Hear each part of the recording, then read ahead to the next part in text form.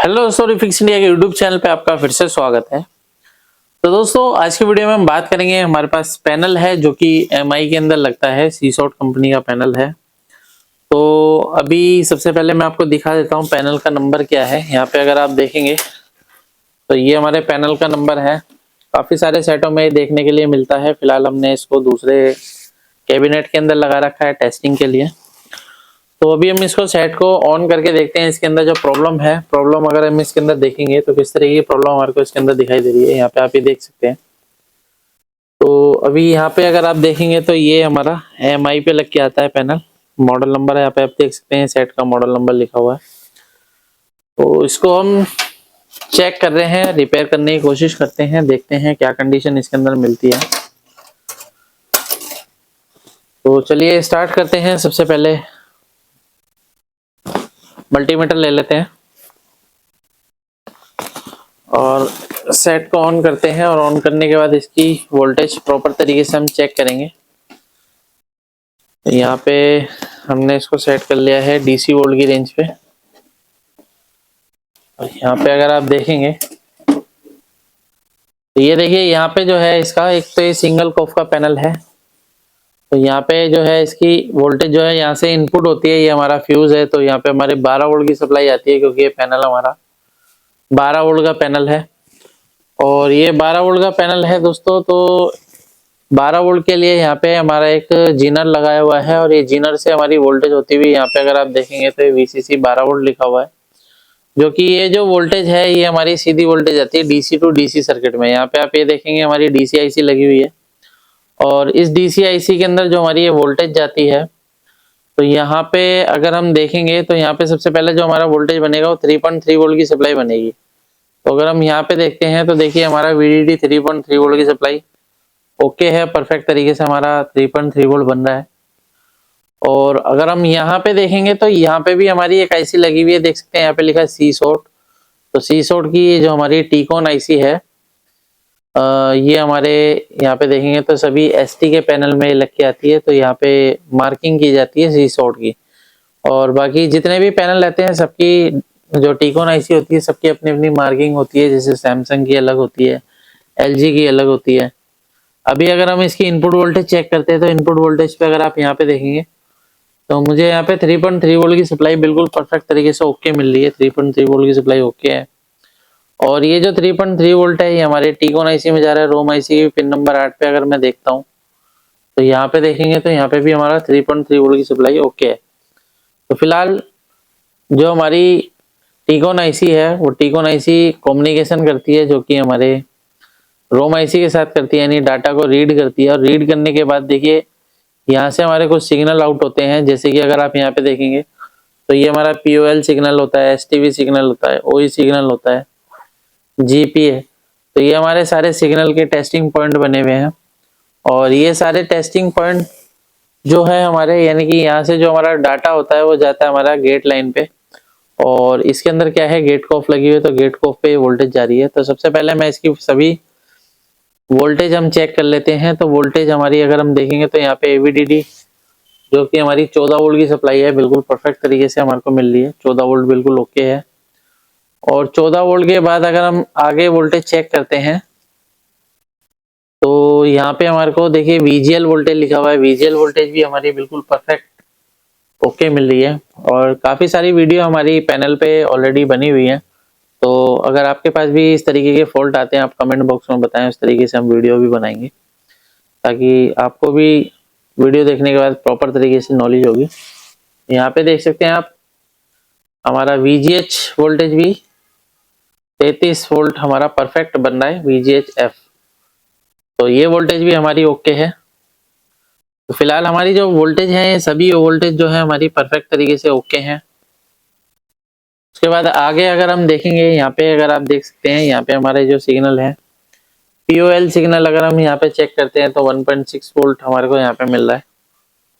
और आगे अगर हम चेक करते हैं तो STV अगर हम चेक करेंगे तो STV पे हमारे को कुछ मिली वोल्ट में मिल रहा है, यहाँ पे देख सकते हैं। और आगे अगर हम बढ़ते हैं OE सिग्नल आउटपुट इनेबल पे देखेंगे तो 3.3 वोल्ट हमारा परफेक्ट है। तो ऑलमोस्ट क्या है, इसकी सभी वोल्टेज ओके हैं, लेकिन फिर भी इस तरह की कंडीशन हमारे को मिल रही है। तो यहाँ पे और भी अगर हम देखते हैं तो देखिए यहाँ पे क्या है, हमारे को एक चीज और चेक करनी पड़ेगी। ये हमारा जो है LVDS का कनेक्टर है, और इस LVDS कनेक्टर से हमारा जो डाटा होता है तो टीकॉन आईसी के अंदर जाता है। तो टीकॉन आईसी को भी हमारे को चेक करना पड़ेगा। अगर टीकॉन आईसी के अंदर प्रॉब्लम होगी तो भी हमारे को इस तरीके की दिक्कत मिल सकती है। तो अभी मैं सेट को ऑफ कर लेता हूँ, और सेट को ऑफ करने के बाद यहाँ पे हम मल्टीमीटर को सेट कर लेते हैं। डायोड मोड की रेंज पे भी हम पूरा इम्पीडेंस चेक करेंगे। तो इम्पीडेंस अगर मैं यहाँ पे चेक करता हूँ तो मैं इसकी एक केबल को यहाँ से निकाल लेता हूँ, ताकि हम प्रॉपर तरीके से इसका इम्पीडेंस चेक कर सकते हैं। तो यहाँ पे अगर आप देखेंगे तो 690 के अराउंड हमारे को वैल्यू मिल रही है। यहाँ पे देखते हैं तो यहाँ पे भी 690 है। तो ये हमारे सभी LVDS सिग्नल हैं जिसपे हमारे को सेम वैल्यू जो है यहाँ पे मिलने चाहिए, यानी कि इम्पीडेंस जो है हमारे को कंप्लीट मिलना चाहिए। और आगे देखते हैं तो ये भी हमारा ओके है, और आगे देखते हैं ये भी ओके है, ये भी ओके है, ये भी ओके है। यहाँ पे देखेंगे ये भी ओके है, ये भी हमारा परफेक्ट है, ये भी ओके है। तो ऑलमोस्ट क्या है, सभी का इम्पीडेंस ओके है, लेकिन फिर भी इस तरीके की दिक्कत हमारे को मिल रही है। एक बार हम टीकॉन आईसी को एक बार रीसोल्ड वगैरह करके देख लेते हैं, क्योंकि यहाँ पे अगर आप देखेंगे तो काफी इसके अंदर रस्ट है। पैनल के अंदर यहाँ पे देख सकते हैं कितना रस्ट यहाँ पे हमारे को दिखाई दे रहा है। तो यहाँ पे भी काफी रस्ट कई बार होता है। तो सेट को हम ऑफ करके इसको एक बार रीसोल्ड वगैरह करके देखते हैं क्या कंडीशन मिलती है, क्योंकि कई बार क्या होता है, रस्ट की वजह से भी इस तरीके की दिक्कतें हमारे को देखने को मिल सकती हैं। तो यहाँ पे क्या है, मैं इसको पेस्ट लगा लेता हूँ। यहाँ पे देखिए कुछ इस तरीके से आपको पेस्ट लगाना है, देख सकते हैं। तो आपके पास भी इस तरीके से प्रॉब्लम में आती है तो आपको चेक करने में दिक्कत आती है, रिपेयर करने में दिक्कत आती है, तो आप हमारे ट्रेनिंग ले सकते हैं। हमारी 15 दिन की फुल डे ट्रेनिंग होती है, जो कि हमारे सर्विस सेंटर में होती है। तो इसके बारे में आपको कंप्लीट बताया जाता है किस तरीके से पैनल काम करता है, और पैनल में कौन कौन से फॉल्ट आते हैं।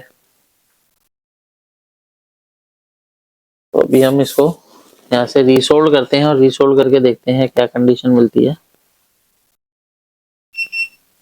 तो इस तरीके से आप इसको रीसोल्ड कर सकते हैं। देखिए टूल्स आपके अच्छी क्वालिटी के होने चाहिए, क्योंकि कई बार क्या होता है कि सोल्डर हमारा प्रॉपर गर्म नहीं होता है, लेकिन उस कंडीशन में हमारी जो पिनें हैं वो शॉर्ट रह जाती हैं रीसोल्ड करते टाइम। आपको कुछ इस तरीके से काम करना है।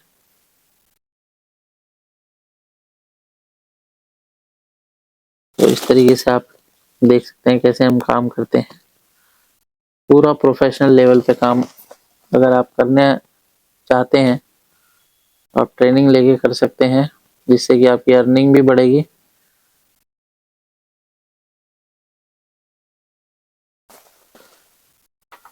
तो यहाँ पे अगर आप देखेंगे तो बिल्कुल परफेक्ट तरीके से जो है हमारी रीसोल्डिंग हो चुकी है।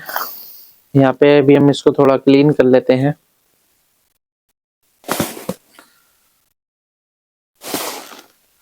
ये देखिए यहाँ पे हम इसको रीसोल्ड कर लेते हैं प्रॉपर तरीके से।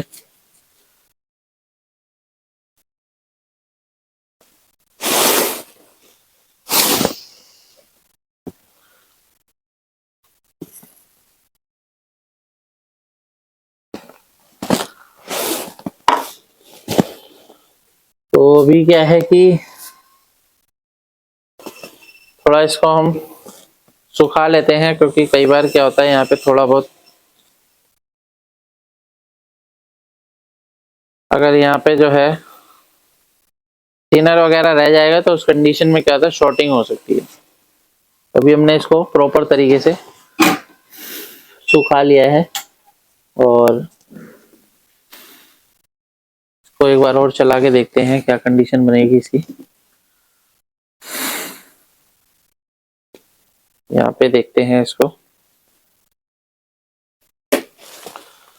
दोबारा से सेट को ऑन करते हैं। पैनल की सभी वोल्टेज ओके थी, तो पैनल की वोल्टेज चेक करने का कोई मतलब बनता नहीं है।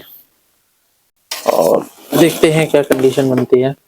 अभी भी देखेंगे तो सेम कंडीशन है पैनल की।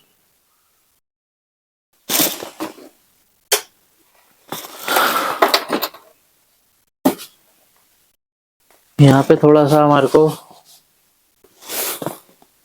सोल्डिंग प्रॉपर तरीके से करके देखते हैं, क्योंकि सिम्टम्स थोड़ा सा इसका चेंज हो गया है। कहीं ऐसा भी होता है इसका,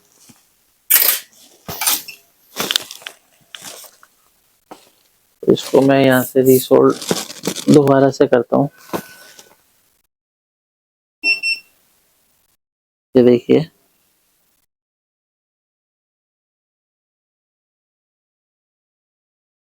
इस तरीके से हमारे को रीसोल्ड एक बार और प्रॉपर तरीके से करके देख लेते हैं।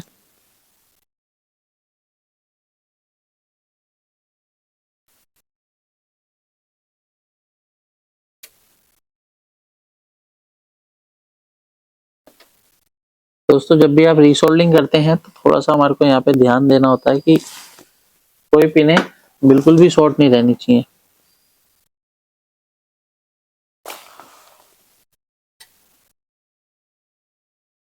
तो एक बार प्रॉपर तरीके से क्लीनिंग से रीसोल्डिंग करके फिर मैं आपको दिखाता हूँ क्या है। हमने यहाँ पे देख सकते हैं कि इसकी दोबारा से रीसोल्डिंग करी है, तो सोल्डिंग करते टाइम कई बार क्या होता है, सोल्डर यहाँ पे हट जाता है, क्योंकि आयरन ज़्यादा हीट होने की वजह से इस तरह की दिक्कत आती है।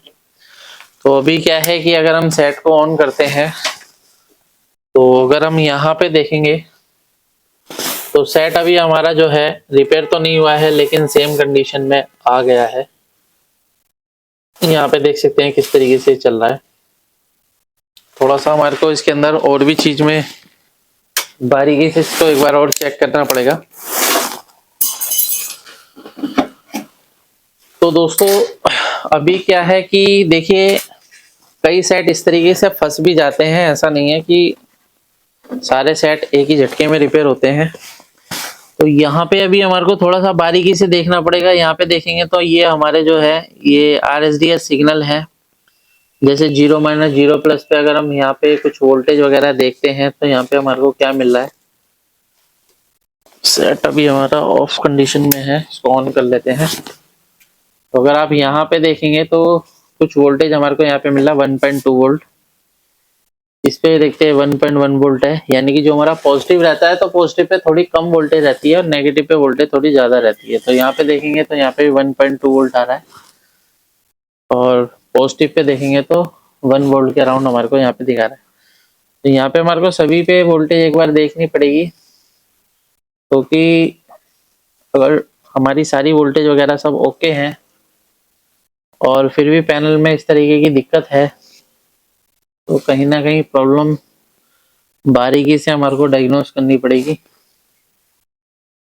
ये सब तो ओके है, यहाँ पे देखते हैं ये भी ओके है, ये भी देखते हैं ओके है, ये भी ओके है। तो ऑलमोस्ट क्या है, सभी चीजें ओके हैं। यहाँ पे अगर हम देखते हैं तो यहाँ पे हमारा ये VGL वोल्टेज आ रहा है, और बेसिकली यहाँ पे देखेंगे तो ये हमारा VGH का पॉइंट है, जो कि यहाँ पे हमारे को 25 वोल्ट मिल रहा है।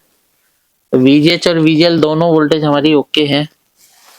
थोड़ा सा हमारे को इसके अंदर और भी चीज ध्यान में देनी पड़ेगी, नहीं तो पैनल को ओपन करना पड़ेगा। कई बार गेट लाइन पे वोल्टेज मिसिंग होने की वजह से भी इस तरीके की दिक्कत आती है। तो यहाँ पे अगर आप देखेंगे तो काफी रस्ट भी है पैनल के अंदर, तो इसको थोड़ा सा हम स्क्रैच करके देखते हैं।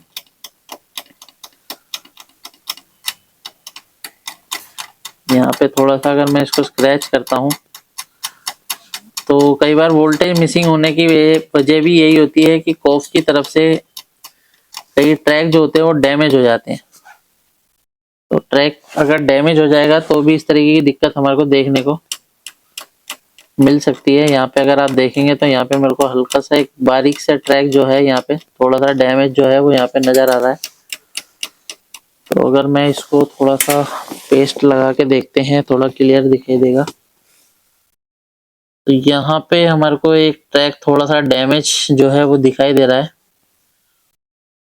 तो इसको एक बार थोड़ा सा और हम घिस लेते हैं।